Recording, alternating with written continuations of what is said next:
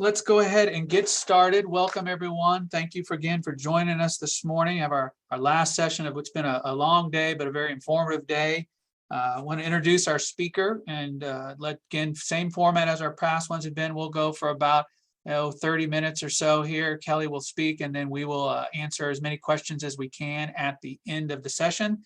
So as you're in the booth and watching the seminar, at the bottom of your screen is a Q&A button. You can click on that at any time, type in your question, and we will answer as many of those as possible at the end of the session. So our speaker today is no stranger to the IETF. She's done several presentations for us, and it is great, and we're excited to hear from her. Kelli Reiling Ott is the Program Manager of Evidence-Based Practice at Children's Mercy Hospital here in Kansas City, Missouri. Kelli is an experienced clinician with more than 20 years of experience working in various adult settings within the medical model, including acute hospitalization, skilled nursing facilities, and inpatient and outpatient rehabilitation. She's a graduate of the University of Kansas with a bachelor's degree in occupational therapy, and she earned her doctorate degree from KU in 2012. So Kelli, I'm going to turn it over to you. Perfect. Thank you. And thank you everyone for being here today. I just kind of wanted to share a little bit more. Patrick gave a great presentation, and I appreciate that. Yes, so I have been working for pretty close to 30 years now as an occupational therapist, and have just recently kind of transitioned into the program manager role, where I'm getting the opportunity to develop kind of some clinical practice guidelines and care process models for a health system, and really getting to use the research to kind of guide practice. So I'm hoping in the presentation today, I can bring some of both my worlds together and kind of share with you kind of what's kind of going on. So one thing I would like to do, because I do know that many of you have probably been tuning in very close to your computer screens for a good part of the day. I really want to take some time to let you guys get in a really comfortable position, and let's kind of work on some relaxation strategies as I'm getting ready to kind of go into my presentation. So depending on where you're at, what I would like for you to do is get very comfortable in your chair, like you're going to become one with your chair.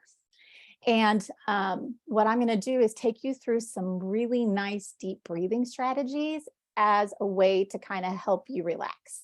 And so what I want you to do is, like in the chair, let your head kind of become one with the back of the chair. Let your arms rest very comfortably on the armrest. Let your back be fully supported. Have both feet flat on the floor, and just become one with your chair. And then what I'm going to do is I am going to do counts of 3, and I want you to breathe in for a count of 3. I want you to kind of hold your breath for a count of 3, and then I want you to slowly breathe out for a count of 3. So breathe in, 1, 2, 3, hold, 1, 2, 3, and slowly breathe out, 1, 2, 3. We're going to do that one more time. Breathe in, 1, 2, 3, hold, 1, 2, 3, and slowly breathe out, 1, 2, 3. And this was just a very quick introduction to just methods that I hope to kind of share a little bit more with you throughout the presentation, as a way to really focus on relaxation and kind of doing some quick self-checks throughout the day. So several of you may be wondering exactly what an occupational therapist is, and this might be the first time you've actually ever been introduced to an occupational therapist. And just to kind of give you a little bit of background, with occupational therapy, our big focus is on participation. And what we're really wanting to do is collaborate with our clients so that we really find out what are truly those facilitators, things that are supporting you, and those barriers, things that are preventing you from engaging in day-to-day activities. So we really put a lot of focus on our term that we like to use is context. And what that context is what's going on in the environment, what's going on with you personally, and what's going on just kind of in your daily activities. And so really looking at all of that helps as far as from an occupational therapy frame to look to see what kinds of supports can we help put in place or support you in doing your day-to-day things. So with occupational therapy, while most of my career has been in the adult world and now kind of transitioned more onto the pediatric side of things, occupational therapy is in a lot of practice settings. And so you heard Patrick share that much of my world was spent working in hospital systems, as well as like skilled nursing facilities. There are occupational therapists that also practice in school settings. And then there are therapists that also practice kind of exclusively in kind of mental health areas as well. So occupational therapy is a very broad discipline and kind of covers a lot of practice areas like in physical therapy. So kind of touched on these a little bit, but kind of what I really want to tag onto is what occupational therapy is really looking at, that participation and engagement piece. And so what we're really wanting to focus on are those things that are most meaningful to you and really looking at overall kind of quality of life. And so with occupational therapy, while traditionally as it started, it really was more of a therapy base where you would come work with an occupational therapist in maybe an hour-long session. Of course, they would give you some stuff to do at home and then you would do check-ins. Now I really see a lot of occupational therapy as well as other therapy roles working more into more of a consultative model. And so that's where we also are providing a lot of education and resources. So some of the objectives that I have outlined today is really looking at some of those non-pharmacological and non-surgical interventions, because I know with previous presentations, you probably got to hear a lot about what's kind of going on with the medications and kind of procedures that are available. And then we're going to explore interventions. And when exploring interventions, what we're going to do is we're going to look at interventions that look to be primarily focused on the person, interventions that are truly designed for tasks, and then interventions that really focus more on the environment. So really kind of look at all three scopes there, and then really focusing in on what the evidence that's out there to kind of support or not support the interventions. And then of course, kind of investigate some strategies and with that, looking at coping strategies. So first, what I'd like to do is kind of dive into things that I was able to find based on research. And just to kind of preface it with the research that I did, primarily a lot of it is single studies, as well as I was able to pull in some information from a systematic review of different interventions that have happened. And these are interventions that have kind of happened throughout the past. So one of the interventions out there are what are known as tremor suppressing orthotics. And so with the reviews that I was able to find, it kind of focused on 3 specific studies for the systematic review, but then there's actually more things that have come into light within the last 5 to 10 years. And so with the tremor suppressing orthotics, the evidence really looked at, one was a writing device that actually is no longer in existence. And then the other 2 are what were considered exoskeletons, which basically, what that basically means is it's more like a splint of a sort or like a glove or something that you wear on your body. And what they were finding with the evidence is people were getting good results as long as the device was in place. But the minute the device was removed, not so much. The downsides that they were finding, because very early on, some of the orthotics were very big and bulky. And I know over time, they've really tried to modify and make them not so. But cost, availability, and the bulkiness were very much factors, as well as some of the factors that were brought forward is because of the fact that it worked best when it was in place, and the fact that it was bulky, people didn't want so much to go out in public with this bulky device in place.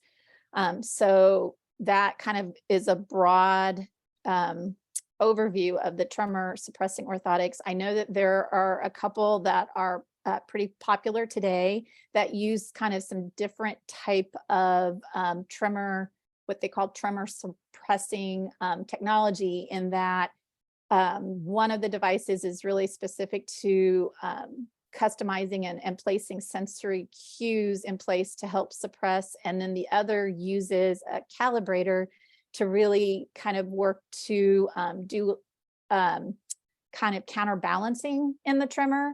And so, yeah, so the technologies continue to expand in this area. And then strength training has also been looked at. And for this particular, in this particular study, they really isolated it to, and it was very specific. It was a strength training program specific to the index finger.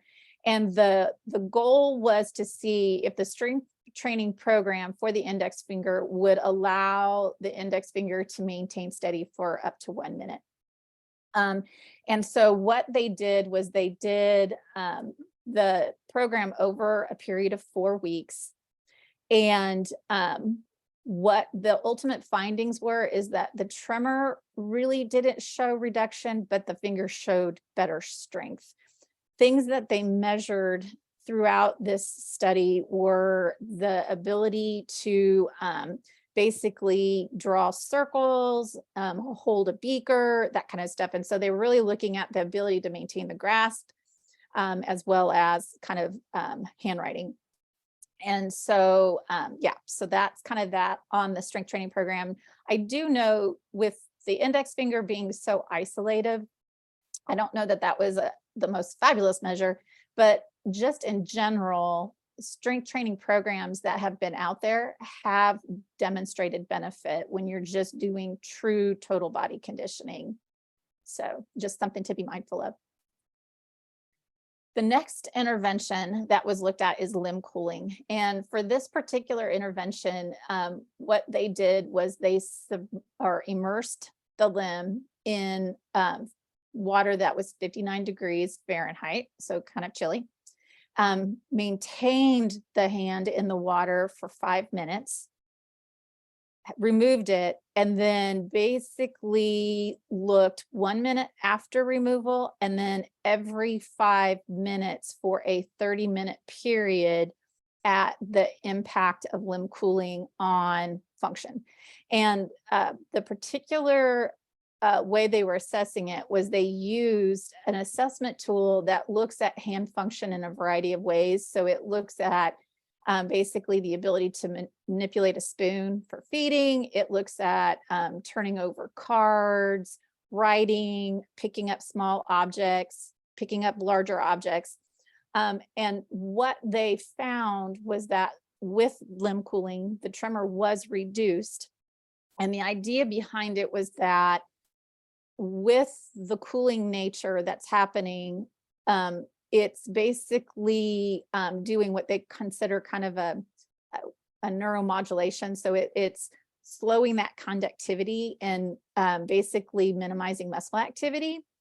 The concern from personal note on this is with the limb cooling, I know how when you've been out and this, winter time and the hands get really cold, they also start to become numb.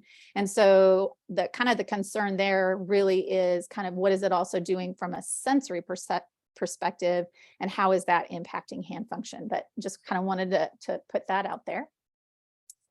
The next intervention that was out there is functional electrical stimulation. And basically what that is, to kind of explain, is it's the use of electrical impulses. And so what you're seeing on the screen is more the electrodes that are used in the electrical stimulation. And then there's a little unit here that's kind of the conduit. It's sending the signal to basically the the nerve impulses. And it uses the technology here is basically the same that they use for pain when using electrical stimulation to kind of control the impulses to minimize pain for those that have had chronic pain. And so with this, what they have found is that people have had good responses with the use of this technology, but it's not a one size fits all, because with the stimulation that is occurring, people will report that it's likened when you've kind of had kind of that electrical current going through a muscle, or like when you've hit that funny bone, that kind of gives that little tingle. And so that's what those impulses feel like. So people have had positive and kind of some negative responses just in the way it feels. But that is kind of one of the interventions out there. I know that they've got like the Kelli Trio device that's out there that uses this technology, and they've had favorable responses in use. So just kind of putting it out there. Then the next intervention was vibration therapy. This actually is one that with vibration therapy, they have devices that are kind of have been developed more, that you'll see a lot in like outpatient clinics, that you can get very specific to a specific muscle group. They also, and you've probably maybe have experienced the opportunity to use vibration therapy, because the massage chairs have kind of a vibration setting in them as well. And so with this, they had individuals do vibration for a period of 10 minutes and then a period of rest for 10 minutes, and have had individuals report with vibration therapy that they did have some good results. But it's like with all the other interventions that I have been talking, it's not that it benefits everyone. So that's where, with everything that I've been kind of sharing with you, it's being mindful that it may work and it may not. But yeah, so that's just kind of another one of the interventions that's out there. Then the probably the most common intervention that's been studied is the use of limb weights. And what these are weights that basically are wrist weights, or you can have them as ankle weights as well. But they're weights that are applied to your wrists and intended to have on while you're doing an activity. And the idea behind it is, as you're doing the activity, you've got that additional resistance, that weight, but then that weight is also kind of putting a little bit of compression on the wrist to really try to minimize tremor. And so with this particular, the study that was looked at, they had individuals that had essential tremor, individuals with MS, and individuals with Parkinson's disease. And basically what they found is there was about half, they had about 50 individuals that they used the intervention for.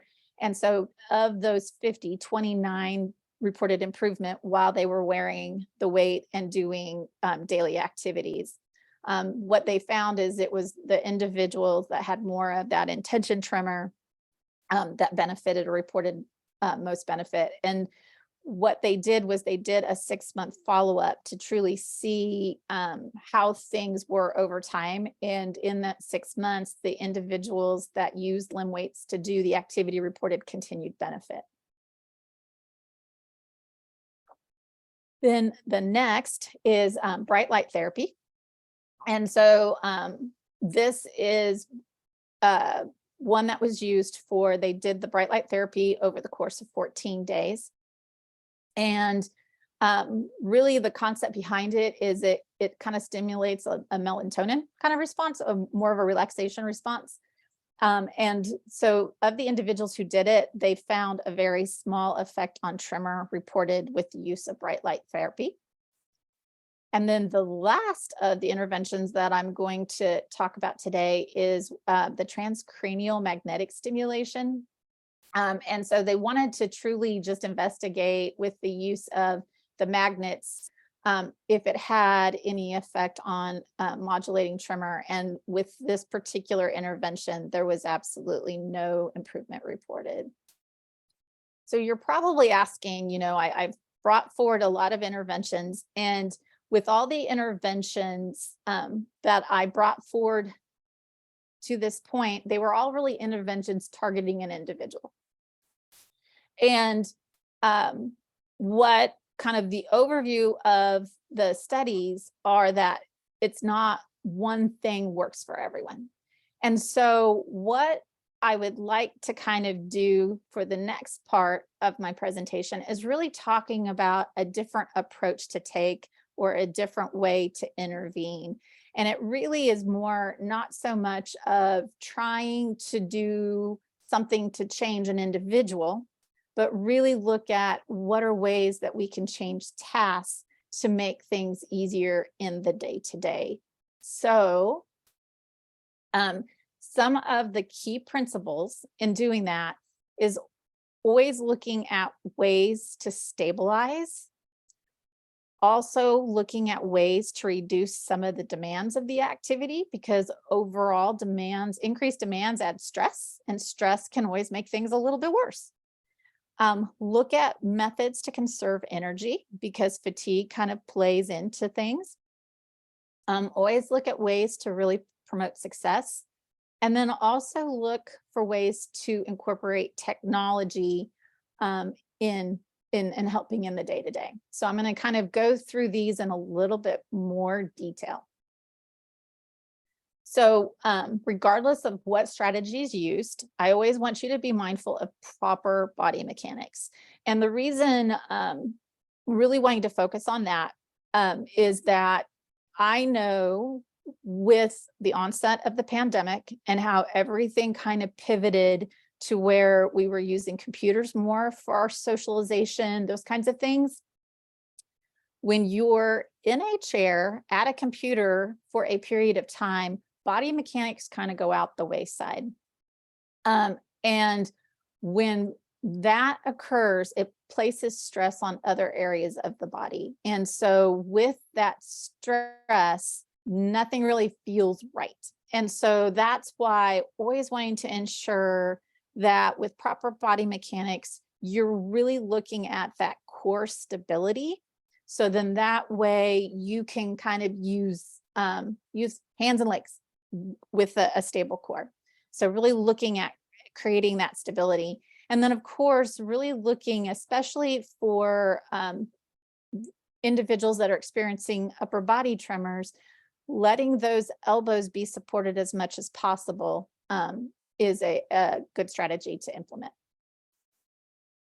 So when looking at stabilizing objects, these are just some things to consider to kind of help support. So they do have non-skid basically tools. And like what you're seeing on my screen is like, here is what's called DISM. And so it is a very adherent substance. Well, I call it a substance. It's not. It's basically, it's not sticky in nature, but it's adherent in that it's not going to let things skid. And it's really designed to stabilize things. They actually, with this, sell it in rolls that you can cut it to size. I've shared with individuals how to kind of use it to help open containers and those kinds of things, but it's really designed to kind of help stabilize. You also can get mounting tools that will help, like to kind of secure things in place. The use of suction cups, which is what you're seeing here with the little brush down at the bottom. And then of course, like clipboards to help kind of secure paper when trying to write, that kind of stuff. So just opportunities to look at stabilizing objects. As far as reducing demand, that would be, instead of trying to do round doorknobs, use of the lever doorknob where it's a little bit easier to manage. Here I have a picture of not so much Velcro, but it could be a Velcro closure. Now they've got so many options in the form of basically slip-on shoes to make it easier to get on and off. weighted pins or even weighted coverings to add to pins to kind of make it a little bit easier and reduce some of that demand. The use of like hooks versus maybe buttons might actually make things a little bit easier. And then of course, different ways to conserve energy. And so that's where, especially when being involved in a task for some time, give yourself a chance to take rest breaks. Don't feel like you have to get everything done in just basically one element at a time. Sit instead of standing, especially if it's going to be standing in place for a prolonged period of time. Use your counters for support in the sense of slide versus actually carrying things. Yeah, so those are different ways to conserve energy. And then things as far as promoting success, using covered mugs and glasses, especially during transport or just in managing. Consider finger foods versus the need to use utensils. And then of course, plate guards are another option when you're trying to scoop things on like a spoon or get things like more with the fork, you can kind of slide it up against a surface. And then of course, with the use of technology, these are just other options where instead of doing the hand mixing, get an electric mixer or use an electric mixer. The use of can openers versus manually opening the can, electric toothbrushes. Here I have a picture of an adaptive keyboard, which is basically a key guard overlay. So then that way it will let you kind of target the keys. Because I've had so many individuals report like inadvertently hitting keys and trying to type. Voice activated kind of software. Those are all different options. And I'm going to kind of spend a little bit more time on the use of technology because as I've done these presentations, I don't know always that people are aware that in every state, they get federal funding for assistive technology. And so the assistive technology centers, so like I'm based in the Kansas City area. And so we have, it's called Missouri Assistive Technology. And then there's assistive technology for Kansans, for state of Kansas. And those organizations are a great resource for individuals when looking to explore different items. And while I'm kind of focusing it on the technology side, everything that I've kind of talked about in the past as far as how to modify tasks, they would also be a good place to contact because they have a lot of these types of tools and devices available for trial. Because I'm all about trying first before actually going out and purchasing to just see if it actually will work. And so yeah, so I would definitely, if you're ever interested in trying something out, I would reach out to the Assistive Technology Center in your area and really kind of work with them to kind of see what they have for any type of trials. And so then, as we've kind of talked through everything, it doesn't always require tools that I kind of previously mentioned to kind of incorporate. So some household items can be used to kind of help. So where we talked about weighting things down, you can use washers and bolts that will add weight. And the thing is, when you're doing washers and bolts to add weight, you can kind of adjust accordingly because that's where you can kind of add or take away depending upon what is that perfect weight that you're looking for. You can use a paper clip to act as a zipper pull to make it easier to get the little zipper to pull it up. Where I talked a lot about the Dyson that is sold in rolls, shelving liner also works, and it's an adherent property, so it can be used to help kind of stabilize objects. And then I'd like to talk a little bit about coping strategies. And so things that I'm always encouraging for the individuals that I've worked with essential tremor is really focusing a lot on relaxation and different ways to reduce stress. So kind of what you're doing, very much part of today, is looking to see what are the new technologies out there and the different resources. So keeping yourself informed of everything that's going on, really explore resources. And that's where I always encourage you to advocate for yourself, because of the fact that your voice is very powerful. And so the assistive technology availability in each of the states is a way to kind of explore some additional resources that are out there, create awareness of kind of what's going on, and feel free to talk to people about it. Also look at like support group opportunities if you haven't already, because that is a great way to kind of share what has worked and what hasn't worked with one another, and to get some other ideas, and truly to do things for you. Always look at ways to promote your own mental well-being as well as physical well-being, and engage in those social activities. And so that's where I kind of introduced some of the breathing strategies very early on in the presentation, but I would encourage, if like yoga is calling your name, maybe consider engaging in yoga, things that really promote that just overall good mindset. And so that, because that will definitely help reduce some of the stress, which will then help kind of with the tremor. So these are some of the references that I have used throughout my presentation.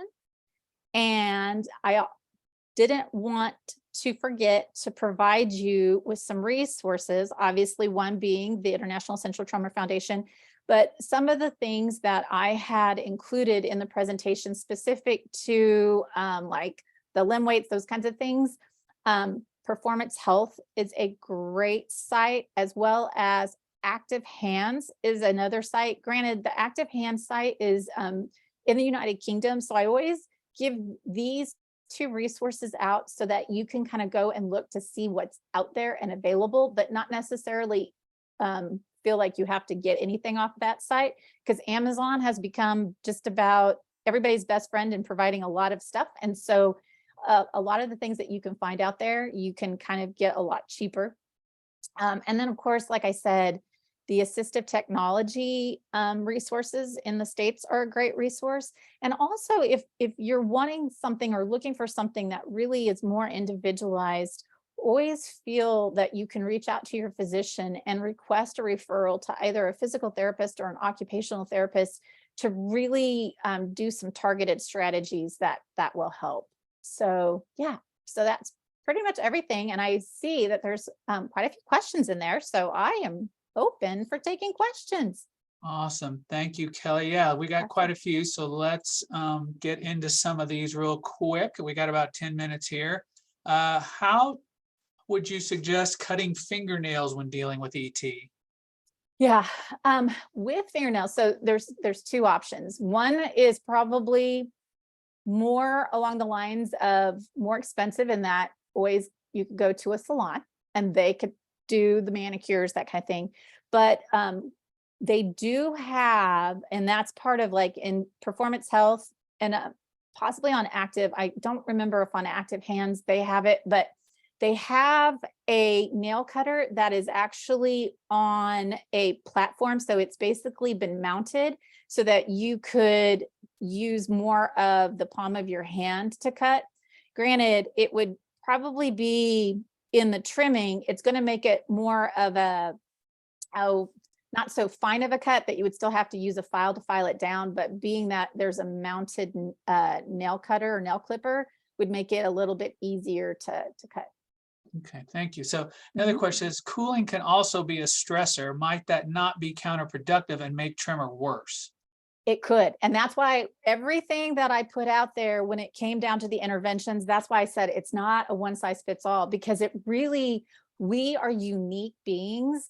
And so for some, that just feeling of cold amplifies things. So it's only if it actually makes things better is what I even consider it, and the thing is, that's where the trial is for considering. Because for some, they say that prolonged exposure to cooling is supposed to inhibit, but that doesn't work for all. What, if any, interventions are there for head and neck tremor? That's a very good question, because a lot of my presentation was very much focused on more upper limb.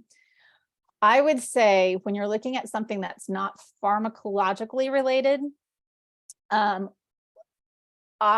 would definitely encourage maybe reaching out to your physician, getting a referral to a physical therapist, and looking to see about, are there any type of strengthening exercises that would help with tremor reduction for that.